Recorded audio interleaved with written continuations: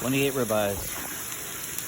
I'm gonna do about 60 right here in a minute. So, looking good so far. So, rocking and rolling. Looking great. Let your grill stay hot. It's 105,000 BTU, so with a ribeye, you need it smoking. Don't be afraid of that flame. Let it do a thing. It's rendering that fat. That's what you want. Don't be shy, man. Let it go. Right? It's working now. That's the only way to cook a ribeye. Rendering it fat. That's what it needs.